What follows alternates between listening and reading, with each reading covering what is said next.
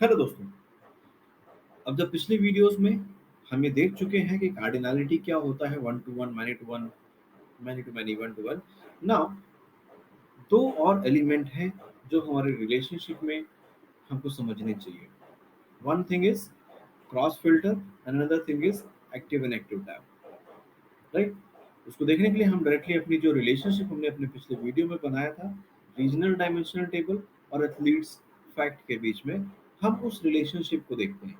उसको देखने के लिए मैंने इस रिलेशनशिप पे जाकर के राइट क्लिक किया और प्रॉपर्टीज खोला। तो कार्डिनैलिटी हम लोग समझ चुके हैं क्या होता है। क्रॉस फिल्टर, क्रॉस फिल्टर में दो ऑप्शंस होते हैं, सिंगल या both. Currently it is single. तो अगर आप यहाँ देखना चाहो, मैं एक बार दोबारा से इसको रीअरेंज करता हूँ सो दैट इसको हम ज़्यादा अच्छे से देख पाए। डिम को इधर कर देते हैं।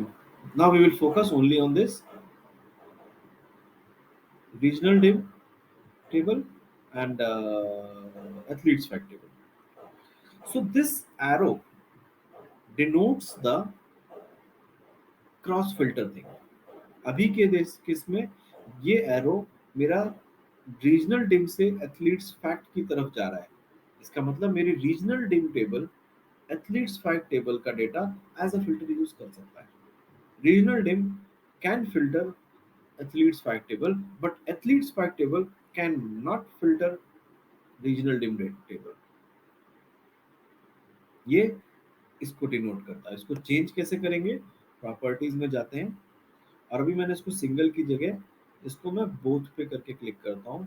ओके, तो अगर आप नोटिस करना, हाँ, अभी मेरा ये एरो दोनों साइड के लिए हो गया, बोथ। यानी कि अब मेरा ये रिलेशनशिप, ये connection regional dim athletes fact को भी फिल्टर कर सकता है।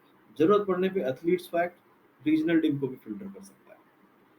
तो नाउ ये जो कम्युनिकेशन है ये बोथ साइड हो गया है। जो कि पहले सिंगल साइड था, dim table to find to fact table, one table to many, one to many, because यहाँ पे वन है और यहाँ पे मैनी है। पहले ये सिंगल था, अब मैंने इसको बोथ साइड कर दिया, राइट। अभी इसको मैंने बोथ कर दिया। अगर सिंगल कर देंगे तो ये वापस से सिंगल डायरेक्शन में जाएगा। Now one more thing to see is, अभी के केस में मेरा ये रिलेशनशिप एक्टिव है। लेट सपोज अगर मैं इसको अनटिक कर देता हूं तो क्या होता है? पहली चीज देखने वाली कि जैसे ही मैंने इसको अनटिक किया, ये मेरा सॉलिड लाइन से डॉटेड लाइन में कन्वर्ट हो गया है। यानी कि ये रिलेशन यहाँ पर एग्जिस्ट तो करता है बट एक्टिव नहीं है। एग्जिस्ट तो है बट अलाइव नहीं है। इसका इफेक्ट मेरे विजुलाइजेशन पे भी पड़ना चाहिए। Let's see. Yes, my visualisation is behaving like no relation is there, right.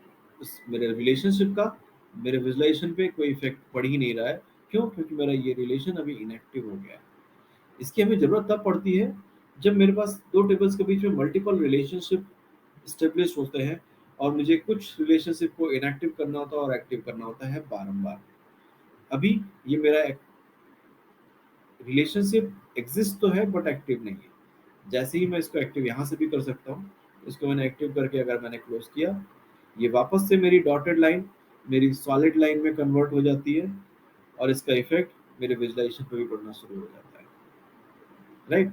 So now अब हमारे पास रिलेशनशिप के तीनों पैरामीटर्स, कार्डिनैलिटी, क्रॉस फिल्टर और एक्टिव इनएक्टिव, इन तीनों के बारे में जानकारी है। इन तीनों के बारे में हमको पता है कब कौन सा क्या यूज करना चाहिए, राइट। तो कभी भी आपका विजुलाइजेशन अगर आपको सही इंसाइट्स नहीं दे रहा है, so always go and check the relationship. Although power BI में ये तीनों चीजें ही ऑटोमेटिकली असाइन हो जाती है, बट इट्स अवर ड्यूटी कि हम उसको जाएं और चेक करें कि वो ठीक है या नहीं है। अगर नहीं है तो हम उसको ठीक करें, तभी हमको एक सही डेटा इंसाइट मिल पाएगा, राइट। नाउ जब हमें रिलेशनशिप के तीनों पैरामीटर्स के बारे में पता चला गया है, नाउ इट्स टाइम कि हम ये अपनी लर्निंग अपने इस प्रोजेक्ट में अप्लाई करें। तो अपने नेक्स्ट वीडियो में हम अपनी इन चारों टेबल को रिलेशनशिप से बाउंड करने वाले हैं। Till then, thank you.